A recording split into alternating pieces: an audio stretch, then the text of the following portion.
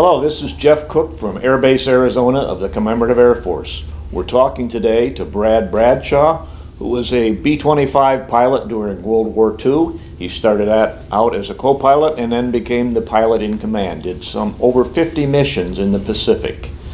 Brad, thank you for talking to us today, and thank you for your service during World War II.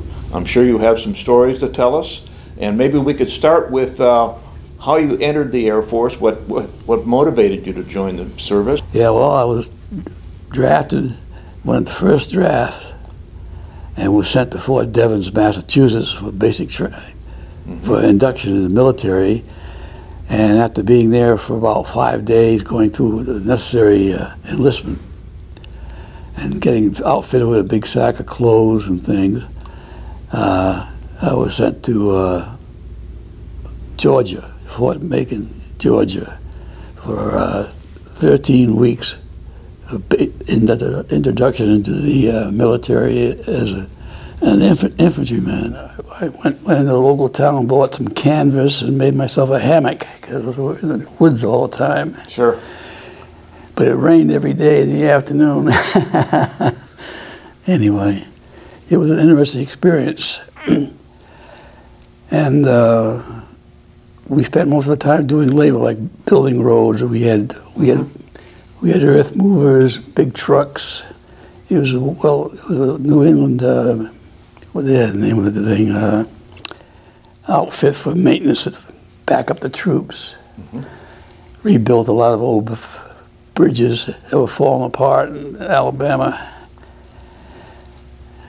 But probably after a while you decided, maybe this isn't for me, maybe I'd like to fly an airplane. Well, what happened was the Japanese had bombed Pearl Harbor. We had come back from 2 months roaming the boondocks in South Carolina and Alabama, and we were getting ready for the Christmas holidays. The big bus was hired, and we were going to go back to Pawtucket, Rhode Island, where we came from. And I was standing out in the what do they call that big yard where everybody comes out to muster up? I forget what it's called. Parade ground. Yeah, parade ground. And I heard this radio in the staff sergeant's tent saying that all leaves had been canceled. So, oh boy, you know, after 3 months of roaming the boondocks, living in a pup tent. Anyway, about a half hour later, the first sergeant said all leaves have been reestablished. Get back on the bus and head for Rhode Island, which we did. It was darn nice to get back home for a while. And when I got back home, I decided I didn't want that kind of a life, coming behind the troops and picking up all the mess and stuff. So I went out to the bulletin board, and I see this letter on the bulletin board, and it was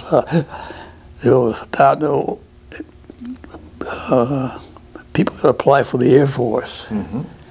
So I said, this is for me, so I went in and applied. Very good.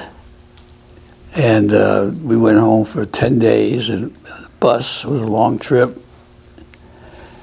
And then when I got back, I was accepted for the Air Force and went home for another 2 weeks vacation until they could get the paperwork processed.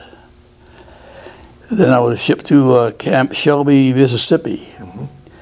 And I spent 10 days there until what they were doing to get things organized. They accepted a lot of people. And we got on a train and we headed for California. And in California, they'd built a huge camp out in the desert.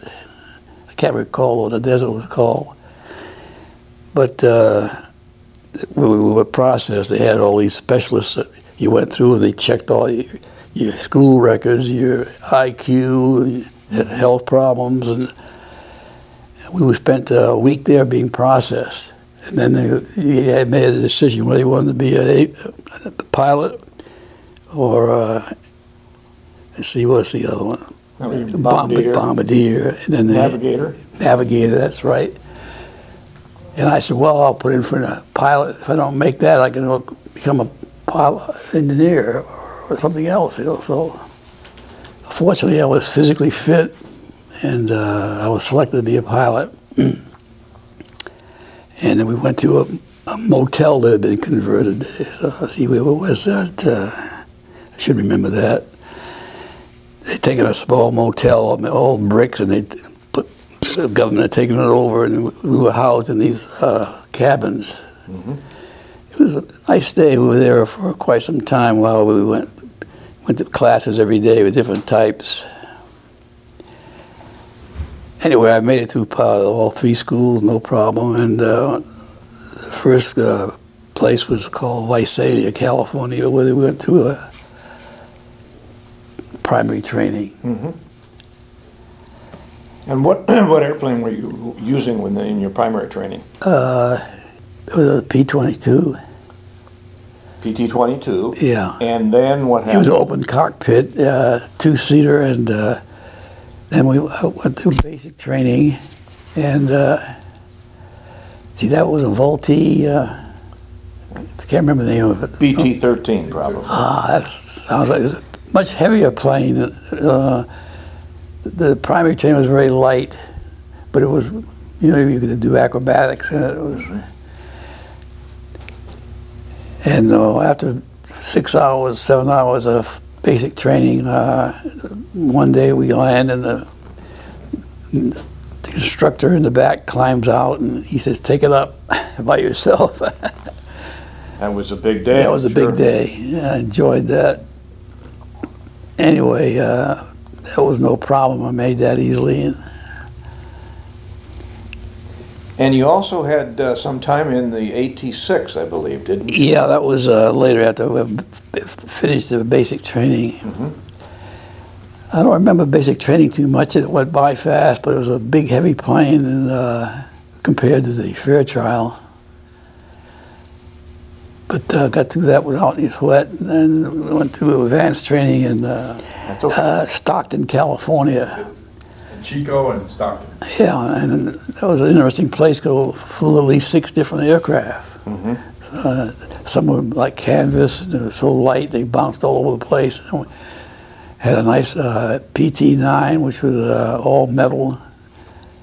Used to go up at night and turn on the radio, listen to the radio. And Bob Hope and all those fellows were on at night. And managed to pass, no problem. And one day the instructor pilot climbs out and he says, "Take it up by yourself." And I had a little problem with taxiing. Let the plane get away from me because the ground was bouncy. So he'd get back in the plane and stay on the ground and go at all these different speeds. He's moving around. I got the hang of it after a while. You can't be nice, and you got to really work at it. Okay, and then I would assume at that point you were going to be transitioning into multi-engine aircraft. April 13th, I graduated and became a second lieutenant in the Air Force. It was a proud day because you were lucky to make it. So many people, all my roommates washed out. Usually, I don't know how I got to be lucky, but I guess I had a knack for it. Interesting time. Okay. And then I had picked two engine aircraft and B-25, yeah. And the first day I went out for training, I think it was about the 16th of April. There was a big heavy-set guy who was a commercial pilot. He wasn't in the military. And he was sweating marbles. And I climbed into the pilot seat. And he said, "The co-pilot seat, there's no room there. You're practically closer than this." And yeah, he was scared to death he was going to be killed by one of those hot shots, So I think I had 2 flights in the B-25 when I got a call to go to the main office. So I said, "What's this all about?" Well, I walked over to the main office and they said, we have to restaff some flights out in the Pacific. Your name came up because it's a B. But I had shot 2 landings with it. I hadn't known anything about the aircraft at all. So I had to pack up and get shipped out. So in 2 days I was in the middle of the Pacific in some strange island I never heard of. And I joined an outfit that come from Seattle, Washington. And I hadn't shot any landings or anything in this plane except with the co-pilot. And he was worried about I was going to kill him, you know, because I was supposed to be a hot shot. And Was that Nanda Field in Fiji? no, I hadn't got there. Well, that was before you got there. Yeah, we were in some islands, French islands. Okay. So, you know, could you just tell me about getting to your overseas assignment? How was that kind of an adventure? Yes, that's what I saw. Yep. Could you kind of relate that again? Well, it was April 19th. I got married on the 19th. Tell that story. Well, that's a long story too. But my roommate was going with a girlfriend, and he was going out every weekend. He'd take off, and he kept asking me to go out with him so they could double date, and I didn't want to go out. I said, "Well, I get started. I'll be going overseas anytime." So I didn't go till the last day, and I met my wife. Didn't fool around. And the girl, A rapid romance, I would imagine. his girlfriend worked for my wife. Mm-hmm. She was the boss at the Stockton depot. Her father was in the civil service, and they'd been back from the Philippines for a few months. He was some sort of storage man over there when the war broke out. They shipped all the civilians back to the States who wanted to go, and she was over there in the Philippines with her father and mother. It was the best thing I ever did.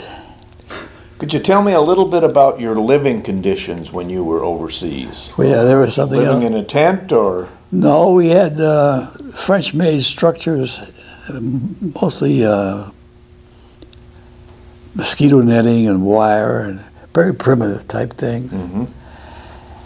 And we would stay in the Philippines, I can't think of the name of the islands now, but they're French islands, a couple hours flight from the Solomon Islands. Mm-hmm. And we finally got our orders. They were trying to rebuild Henderson Field on the Guadalcanal. And once they had it suitable for aircraft landings, they shipped us over there, and we arrived one day, and it was raining as usual. It rained a lot in the Solomons.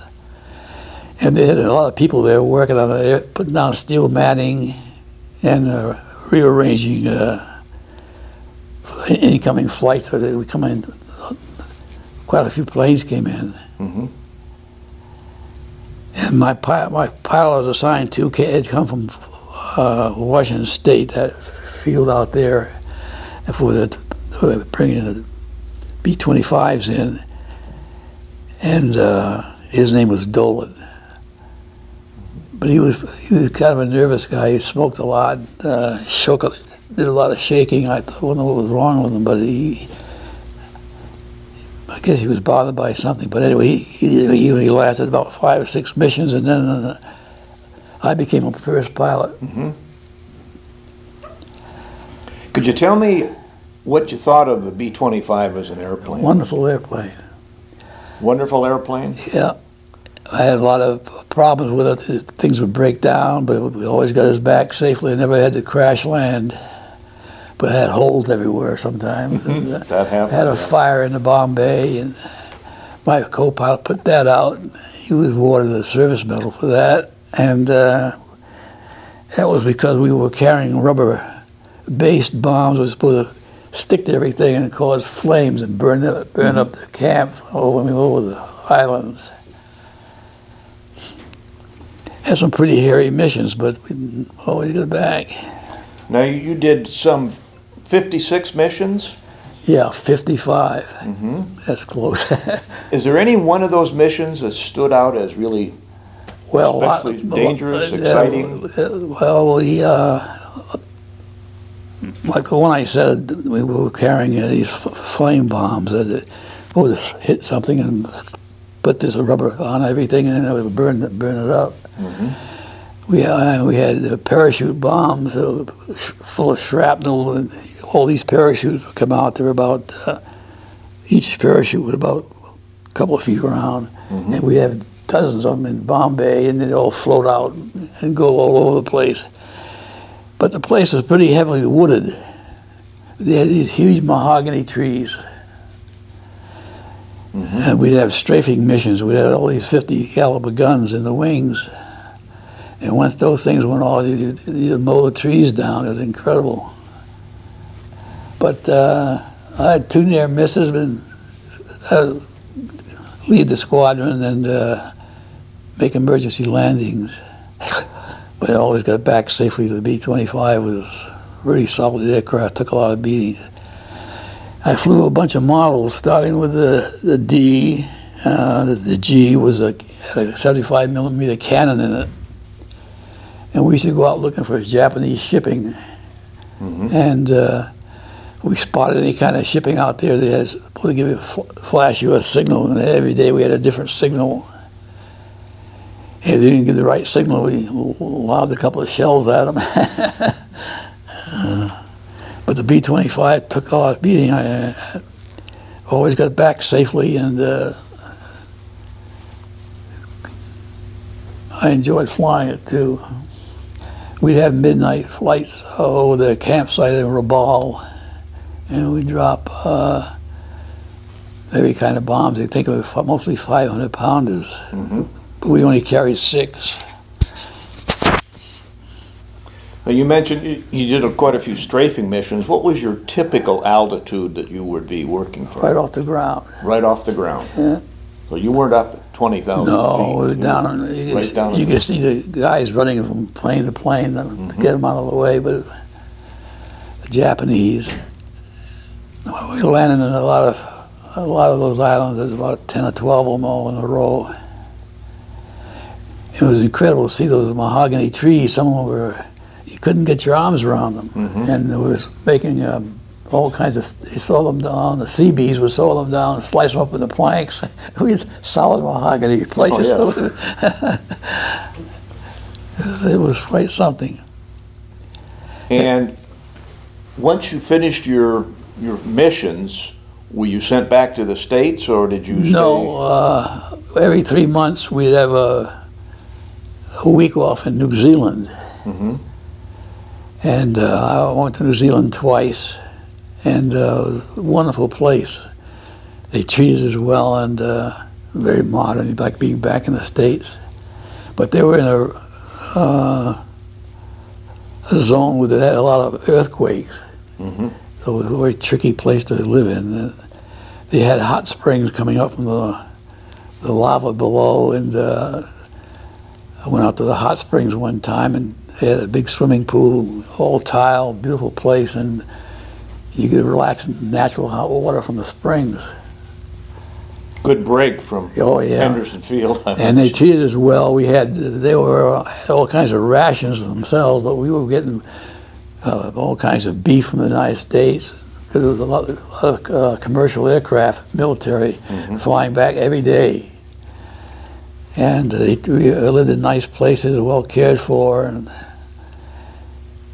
to give you a physical. The first time I went back, the doctor was an American doctor.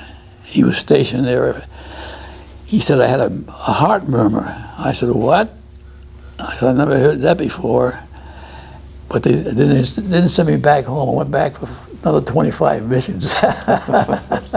So much for the heart murmur, yeah. Do you remember your last mission? Could you describe that, maybe? The last mission? Well, not really. They're mostly all alike. I didn't know it was my last because sure. When you get back, everybody has a file into a room where they got all these other officers that want to know everything they did and what you saw. Sure. The intelligence stuff. But once I reached 50, I said, well, I guess I better go back. I was running out of the luck, I was running out. But the big thing was they're getting ready to ship the outfit to the next island. I can't remember the name of it, but it was getting closer to the Philippines. But it was going to be shipped out of The Russells. I was in the Russells, yeah. Well, it was somewhere close to the Philippines. Now they're getting ready to invade the Philippines again. Mm-hmm. And I had to put in all my missions, so I said, I'll go back to the States. And next thing I know, I'm back in the States going through another, they give me plenty of physicals, and I was always wondering if you're going to pass the test. I sat down one day and I had to get an eye test, and I had to read something on a chart, and I had read it wrong, and the guy says, in other words, you can't fly anymore and you're out of business. So I said, oh no, I says, it must be temporary, so I had to give me another check in a half hour, and I went and sat in the other room, and I passed, and I said, because I picked up a few hints in the meantime. Oh yeah. Very good. So the next day I was on a big commercial line, not commercial, commercial plane, a 4-engine plane. Mm-hmm. We get to Hawaii and stay overnight and had a nice, and the next day we're going to land back in the States, and we get up in the air, and pretty soon, and it was nighttime, yeah, it was getting late in time, all of a sudden the plane started bucking. It was a big 4-engine plane. The pilot comes rushing out, and there's shining flashlights along the wing. Something is going wrong. So the next thing I know, I feel the plane turning around, making a 360. We went back the way. But they had it fixed. The next day, something was going wrong in the one of the didn't quite make it back. Yeah, I said, oh no, I went through all this and I'm going to crash in the ocean. Yeah. But it didn't happen that way. I made it back to the States, and it was sure good to see the States. And then, when were you actually discharged from the service? I became a instructor pilot in the B-25 and stationed in Columbia, South Carolina, where my first child, my daughter, was born. Mm-hmm. And I was there a year, a little over a year. We had all these crews coming through for basic training in the B-25. And just before the end of the war, we had a Chinese crew come in. They're all Chinese. And there's 5 of them, and they're all talking different dialects. And so they had to have an interpreter who would explain what they're supposed to do, because the pilot, the Chinese pilot, couldn't talk to his crew. They didn't understand each other because of the different dialect. Yeah. They were a nice bunch of guys. They came out to the house just before they left to the next station, and they cooked a typical Chinese meal for my wife and I. And boy, was it good. Mm-hmm. They were an interesting group, but they were kind of mechanical in the way they did things, because everything is so different. Sure. You saw the inside of a car, I don't think, before they came out. And they had all these dials and stuff. Okay, at some point, Brad, I assume that your military service was over and you went into a civilian career. I decided to try to get some more education before I left the Air Force, so I applied for the photo school in Denver, Colorado. And I'd been in photography all my life. I used to develop my own pictures and stuff when I was in high school. And I was selected to go to Denver, Colorado, where they had a school in the military for photo officers. So I was accepted and applied, and went to a suburb of Denver, and it was middle of winter time, and we had snow up to here, and the cars couldn't run. Living in a motel, and my wife was pregnant with Rick. She was pretty much ready to make delivery, and they had a beautiful big hospital there, Fitzsimmons it was called. Mm-hmm. It was a military hospital, mostly, and so I was flying up with a captain who flew B-17s. He was my co-pilot, and we would have night training. You had to put in 4 hours a month to get paid, aviation pay. Mm-hmm. So I was flying around, and I called down to the office control man on the field and asked him if he had any news from Fitzsimmons, and he says, yes. He says, you have a baby boy. And Richard. So I was waiting to get back on the ground so I could go see my wife, and we had to put in 4 hours to get paid. I didn't get any military pay. He was a nice guy. He was a captain. He was my co-pilot. I hadn't made captain yet. I was still a first lieutenant. Anyway, I went down safely, and the airport there was almost a mile high. So you had different landing conditions. The air is less dense, and you have to be careful. You run off the field. Now, Brett, I understand actually before you were discharged, you had an adventure that was probably one of the scariest of your time in the military. Could you describe that for us, please? Yeah, well, I guess my name was B. Bradshaw, and the colonel was assigned to ferry 6 B-25s to the Chilean Air Force. And I was picked for some reason, and so I had to go through that process of getting a passport, and we flew down as a group. One day we stayed at a place in Santa Cruz, Mexico, overnight in a motel, and the next day we flew down, and we're flying along the west coast of South America. It was the first stop from San Antonio, and there were 6 of us, and we flew and we landed in the United States, just near the border of Mexico. And the next day we took off again, and we're going to go to Panama Canal. And we get to Panama. Yeah, I'm a little confused on the date there, but anyway, the right strut on the B-25. Yes, before we moved out of Colombia and shipped it down to a place had a hydraulic leak and failed. It means it wouldn't come out. So we have a plane crash landing. So I was told to leave the plane, stay there, and they would send for a new strut in the United States and have it put on. So I was there for 3 weeks, waiting for this to be repaired. Met a couple of movie stars in Panama. Can't think of the name. Anyway, women or men? 2 men. Okay. Well-known stars. They were at a bar there, and I was watching a dance. I couldn't stand those Spanish dances. All they do is stamp their feet. But I spent 10 minutes talking to both these fellows, and it took about 3 weeks to get the strut flown back. It's a big, heavy thing, a big wheel. So the other 5 planes went down to Chile, and I was left to come up on my own. So when it was finally repaired, I took it on a test flight to Guatemala, and landed in Guatemala, and went to the PX there and bought a beautiful dining cloth that they weave down there. They were really very well done for my vice president. And then the next day, my co-pilot and I had a enlisted man to take care of the plane when we landed and get it refueled and all that stuff. And we stayed overnight in Lima, Peru.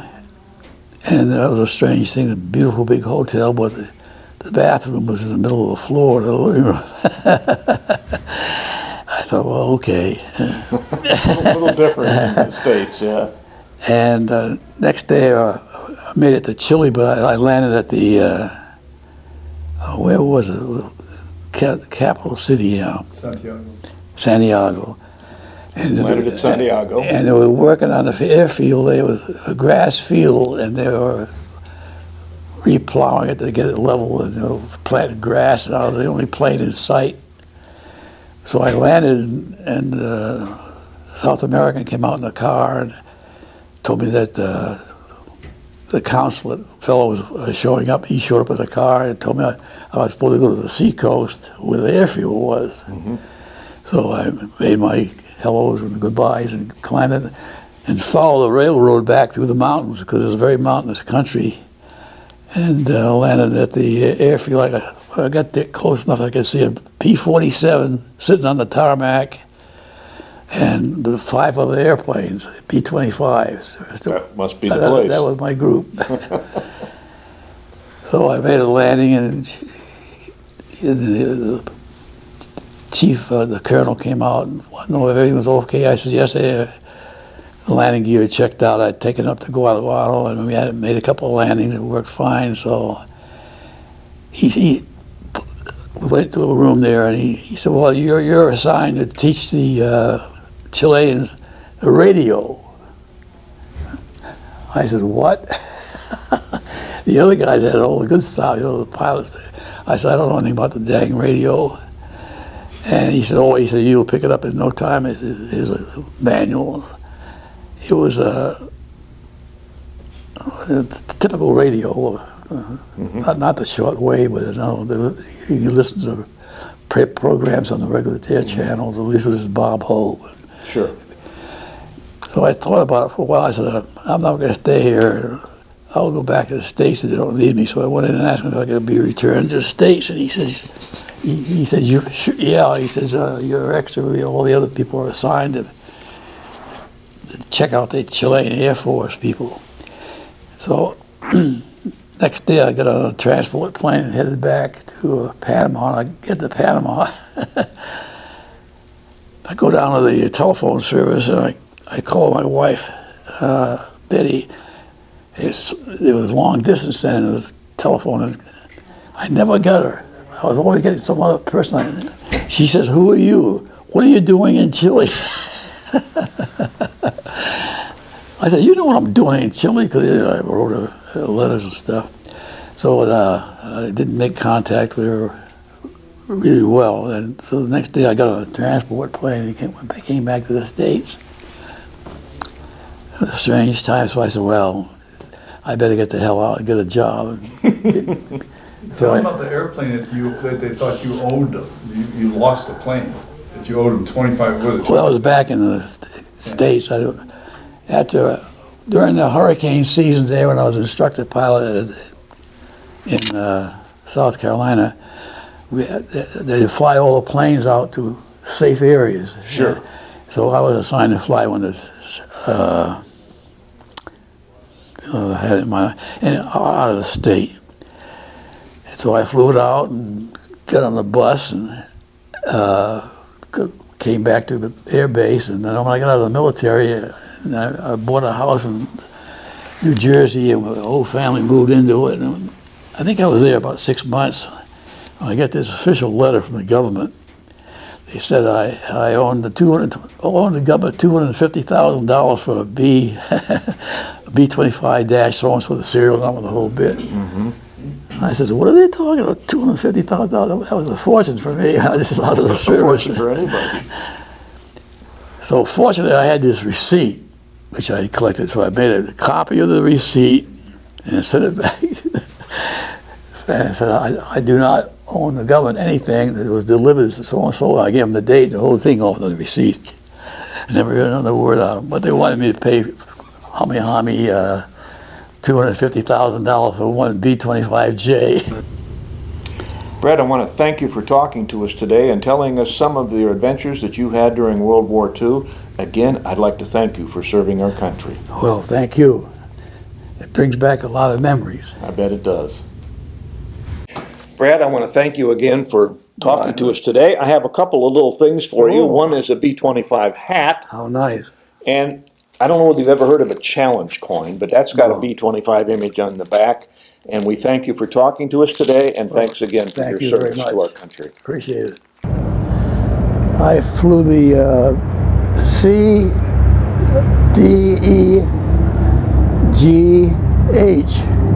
And the 55 missions came back with just a couple of holes, and that always got back.